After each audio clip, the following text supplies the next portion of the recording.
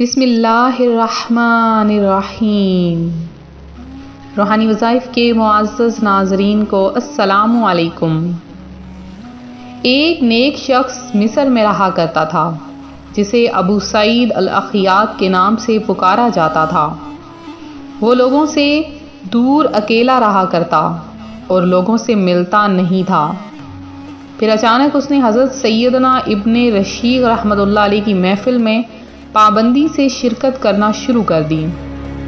لوگ بڑے حیران ہوئے اور اس سے اس کی وجہ پوچھی تو اس نے بتایا، اللہ پاک کے آخری نبی مکی مدنی محمد عربی صلی اللہ علیہ وآلہ وسلم میرے خواب میں تشریف لائے اور مجھے فرمایا ان کی محفل میں حاضر ہوا کرو، کیونکہ یہ اپنی محفل میں مجھ پر کثرت سے درود پاک پڑھتا ہے۔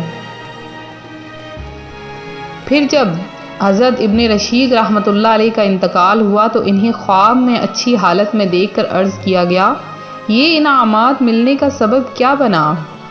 ارشاد فرمایا، نبی پاک صلی اللہ علیہ وآلہ وسلم پر کثرت سے درود پاک پڑھنا۔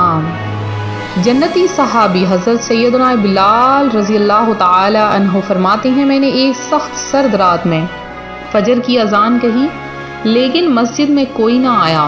کچھ دیر بعد میں نے پھر اذان دی مگر اب کی بار بھی کوئی نہ آیا۔ جب رسول اللہ صلی اللہ علیہ وآلہ وسلم نے یہ معاملہ دیکھا تو ارشاد فرمایا، لوگوں کو کیا ہوا؟ میں نے عرض کی، سخت سردی نے لوگوں کو مسجد میں آنے سے روکا ہے۔ آپ صلی اللہ علیہ وآلہ وسلم نے دعا فرمائی، اے اللہ پاک لوگوں سے سردی کو دور فرما۔ حضرت سیدنا بلال رضی اللہ تعالیٰ عنہ فرماتے ہیں، سردی ایسے دور ہوئی کہ میں نے لوگوں کو صبح کے وقت گرمی کی وجہ سے پنکھا جھلتے ہوئے دیکھا۔ تو روحانی وظائف کے معزز ناظرین، اللہ پاک نے 4 موسم پیدا فرمائے ہیں۔ ہر موسم کی اپنی اپنی خصوصیات ہیں اور ہر ایک کا اپنا مزہ اور خاص پھل و سبزیاں۔ گرمی کے موسم میں بعض فصلیں پکتی ہیں جو انسان کی اہم ترین ضروریات میں سے ہیں، اور پسینے کے ذریعے سے کئی بیماریاں جسم سے خارج ہوتی ہیں، جبکہ سردیوں میں کئی طرح کے خشک میوہ جات پیدا ہوتے ہیں جو کہ جسم انسانی کے لیے بہت مفید ہیں۔ اللہ پاک کی پیدا کی ہوئی ہر چیز ہر موسم اچھا ہے، اور موسم کی تبدیلی میں اللہ پاک کی بے شمار حکمتیں ہیں۔ ہم کمزور و ناتواں لوگ بہت جلد ہی گھبرا جاتے ہیں اور گرمی آ جائے تو کہتے ہیں سردی اچھی تھی، جب سردی ہو جائے تو کہتے ہیں گرمی آ جائے تو اچھا ہے۔ تو ہر حال میں اللہ پاک کا شکر ادا کیا کرے۔ کسی موسم کا گلہ شکوہ کرنے والا ایک طرح سے موسم پیدا کرنے والے خدا پاک کی شکایت کر رہا ہے، گویا کہہ رہا ہے، دیکھو اللہ پاک نے کتنی سردی یا گرمی بڑھا دی۔ تو ہمیں ہرگز اللہ پاک کے سامنے گلہ شکوہ نہیں کرنا چاہیے، کسی بھی زمانے کو کسی بھی موسم کو برا نہیں کہنا چاہیے۔ سردی اور گرمی کا اصل سبب کیا ہے؟ چنانچہ بخاری شریف حدیث نمبر 537 اور 538 میں ہے کہ دوزخ نے اپنے رب کے پاس شکایت کی کہ میرے بعض پارٹس نے بعض کو کھا لیا، تو اسے 2 مرتبہ سانس کی اجازت دی گئی، ایک سردی میں ایک گرمی میں۔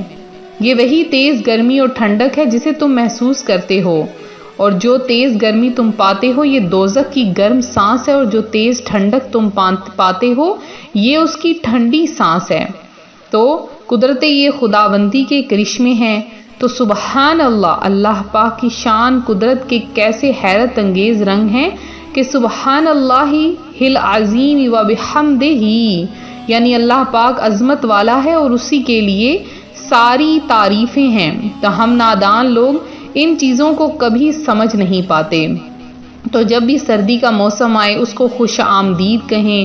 سردی کو خوش آمدید، اس میں اللہ پاک کی رحمتیں نازل ہوتی ہیں۔ شب بیداری کرنے والے کے لیے اس کی راتیں لمبی اور روزہ دار کے لیے دن چھوٹا ہوتا ہے۔ تو دیکھیں کتنی برکتیں سردی میں پائی گئی ہیں۔ تو اب سردیوں کا موسم ہے، سخت سردی ہے، تو آپ لوگ صدقہ و خیرات بھی کریں۔ اب آپ لوگ سردیوں کے لیے کمبل وغیرہ بھی صدقہ و خیرات کر سکتے ہیں، کسی کو گرم کپڑے خیرات کر سکتے ہیں، گرم چادریں خیرات کر سکتے ہیں، سویٹر جرسیاں وغیرہ بھی آپ لوگ جو ہے وہ کر سکتے ہیں۔ تو اب دھوپ وغیرہ ہو جائے تو اس میں بیٹھیں، نزلہ و زکام ہو جانے کی صورت میں بھاپ لیجئے۔ ایڑیوں اور ہونٹوں کو پھٹنے سے بچانے کے لیے لیکوڈ یعنی گلیسرین اور ویسلین استعمال کیجئے، اور بچوں کو جو ہے وہ آپ خشک میوہ جات ضرور کھلائیے۔ تو اب سردیوں کا آپ کو چند نصیحتیں اور وضاحت کے ساتھ آج میں آپ کے لیے سردیوں کا ایک بہت ہی خاص وظیفہ لائی ہوں کہ سردیاں ہیں تو بستر میں آپ لوگ لازمی جب بیٹھتے ہیں، جب سونے کے لیے آپ جاتے ہیں تو رات کو سونے سے پہلے آپ نے اس عمل کو کرنا ہے۔ چھوٹا سا عمل ہے، آپ جب اس عمل کو روزانہ جب بستر پر بیٹھیں گے تو صرف 7 بار پڑھ لیں گے تو انشاءاللہ اس 7 بار کے عمل سے ہی اللہ پاک آپ کو بہت بڑی خوشخبری عطا فرما دے گا۔ اللہ پاک آپ کو اپنی جناب سے بے شمار رزق عطا فرما دے گا۔ تو آپ نے کرنا کیا ہے کہ جیسے ہی آپ اپنے بستر پر کاموں سے فارغ ہو کر میری بہنیں یا میرے بھائی جائیں تو وہاں پر آپ بیٹھ کر آپ نے 7 بار سورہ اخلاص اور 7 بار سورہ فاتحہ، یہ دونوں کو آپ نے ملا کر پڑھنا ہے۔ اول آخر آپ نے 11 بار درود پاک پڑھنا ہے، اور وہیں بستر پر بیٹھ کر ہی آپ نے اللہ کی بارگاہ میں اپنے لیے دعا کرنی ہے، اپنے عزیز و اقارب بہن بھائیوں، اپنے والدین کے لیے۔ اور ایک بات بتا دوں کہ رات سونے سے پہلے اپنے والدین کا مبارک چہرہ ضرور دیکھ لیا کریں کہ وہی ہیں جنہوں نے محنت سے ہمیں پالا اور وہی ہیں جنہوں نے ہماری پرورش کی، تو ان کی تھوڑی سی خدمت ضرور کر لیا کریں۔ اللہ پاک اسی کے صدقے میں اسی کی برکت سے آپ کو بے شمار رزق عطا فرمائے گا۔ تو یہ تھا میرا آج کا عمل، آپ نے اس عمل کو روزانہ کرنا ہے، کم از کم 7 دن اس عمل کو آپ نے کرنا ہے۔ انشاءاللہ بہت بڑی آپ کو خوشخبری ملے گی، آپ بہت زیادہ امیر ہو جائیں گے۔ تو یہ میرا آج کا عمل تھا۔ اس کے علاوہ میرے جن بہن بھائیوں نے خصوصی دعا میں حصہ لیا ہے، درود پاک سینڈ کیا ہے، ان میں سے چند کا نام میں دعا میں ضرور شامل کروں گی۔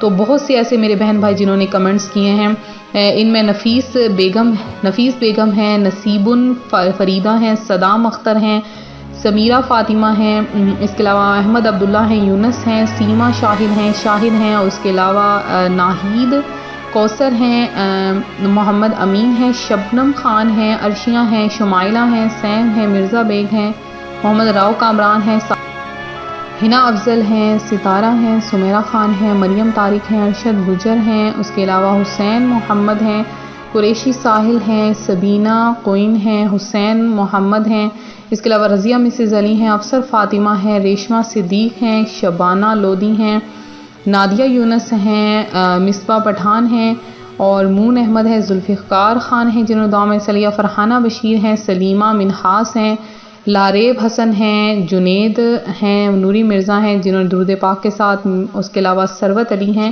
اللہ پاک جنہوں نے بھی درود پاک سینڈ کیا، دعا میں حصہ لیا، اللہ پاک آپ سب کی تمام حاجتیں مرادیں پوری کرے۔